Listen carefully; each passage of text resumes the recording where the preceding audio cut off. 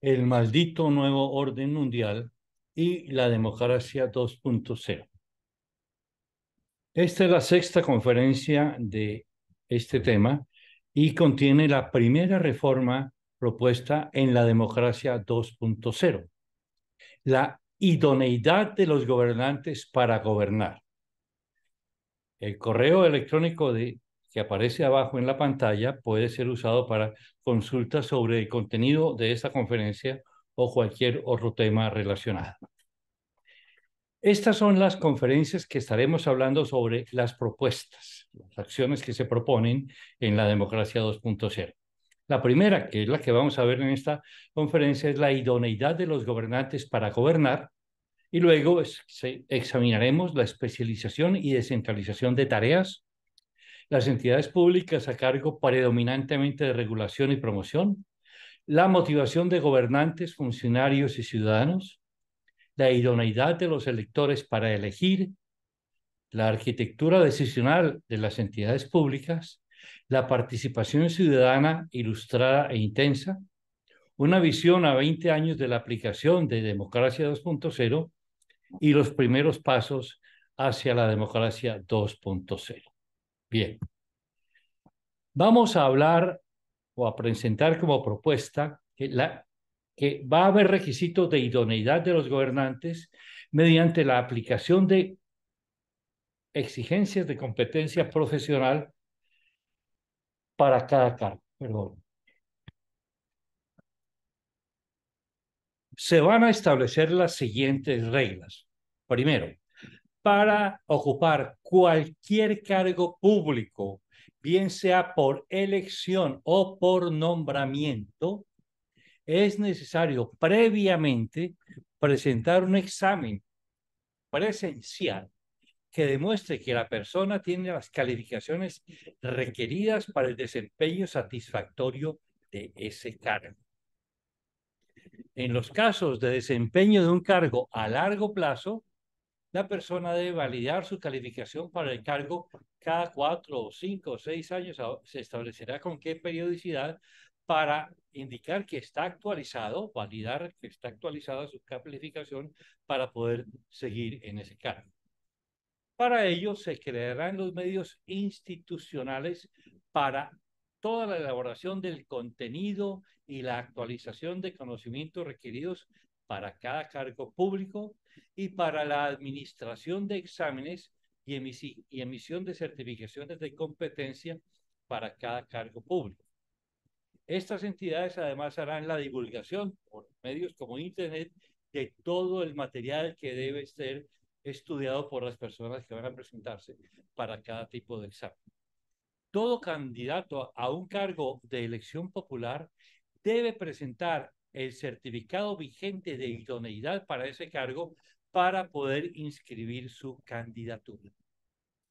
Ahora, esta es la primera reforma en el desarrollo de la democracia 2.0, la primera que se propone por las siguientes razones. Primero, es relativamente fácil de explicar y de entender. Es relativamente viable de implementar, aunque es muy compleja, muy extensa y va a requerir mucho trabajo, las otras van a requerir todavía más trabajo. O sea, esta es bastante implementable en cuanto a su factibilidad. Incluso se puede aprender a llevar a cabo el nuevo proceso empezando con un número limitado de cargos públicos. No tiene que empezar todo con todos los cargos y se puede administrar centralmente con niveles de seguridad realmente altos. Y cuando uno examina las otras fases, es un prerequisito para que las otras fases puedan funcionar bien. Se hacen algunas críticas muy sensatas a este requisito de idoneidad de conocimientos para ejercer un cargo público, para ser nombrado o elegido.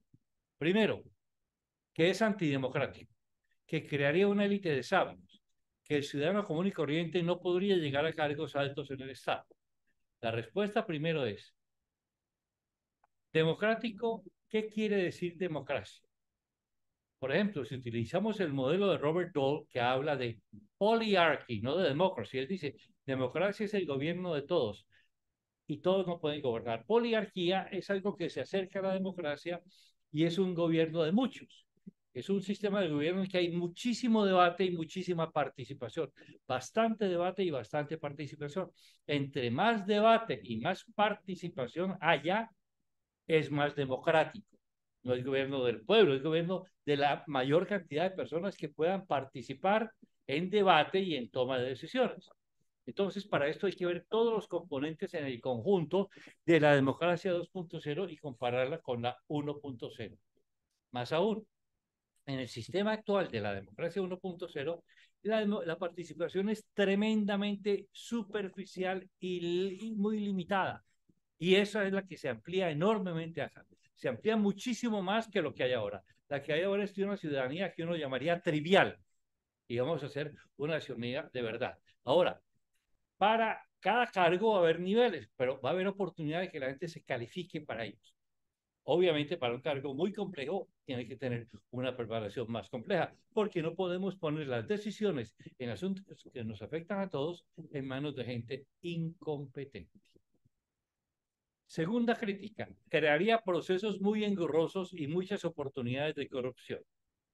Como respuesta podemos decir que son más engorrosos y están más propensos a la corrupción los procesos actuales de la democracia 1.0, donde la parte decisional es muy pobre, pero toda la parte administrativa y burocrática es extensa, confusa, difícil, lenta, contradictoria, está plagada de vicios y eso tenemos que arreglarlo. Y eso se arregla desde la democracia 2.0. La 1.0 no toca eso, solo toca la superficie. Bien. Y hay mucho menos oportunidades de corrupción, porque va a haber muchísima más vigilancia ciudadana, como veremos en los esquemas de participación ciudadana en las instituciones. Ahora, también se dice, ¿por qué no aplicarlo solo a cargos por nombramiento y no a los cargos por elección? Es que los cargos por elección son los más importantes y los más complejos. Tenemos que llegar allá, si no nos quedamos con una parte, con la parte de menor trascendencia en el proceso decisorio. Cuarto, ¿por qué no aplicarlo solo a cargos de carrera, como actualmente se hace en muchos casos? De nuevo, porque los de elección son los más importantes y los más complejos. Ahora, ¿qué pasaría en la realidad si ningún candidato a un cargo por elección aprueba los exámenes? ¿Qué pasa si solo un candidato a un cargo por elección aprueba los exámenes? ¿Qué pasa si ningún candidato a un cargo por nombramiento aprueba los exámenes? ¿Quién determinaría cuáles son los conocimientos requeridos para cada cargo?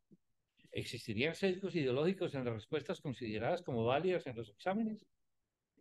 Todas estas preguntas, las 5, las 6, las 7 y las 8, son retos muy importantes para el diseño institucional del proceso, para ir elaborándolo y irlo ajustando y atender estas preocupaciones en la medida de lo posible y hacer lo que nos permitan tener un sistema que ayude a tener personas calificadas en el ejercicio de sus funciones públicas. Entonces, para el crecimiento de la complejidad de la sociedad que deteriora la democracia, hemos colocado en primer lugar la idoneidad de los gobernantes para gobernar como un factor que incide para entender y poder atender problemas como el crecimiento de la complejidad de la sociedad. Vamos a tener gente mucho más calificada para enfrentar ese gran reto como primera reforma. La próxima conferencia, en la segunda reforma que propone la democracia 2.0, es especialización, descentralización de tareas y desconcentración del poder político. Eso lo veremos en la próxima conferencia.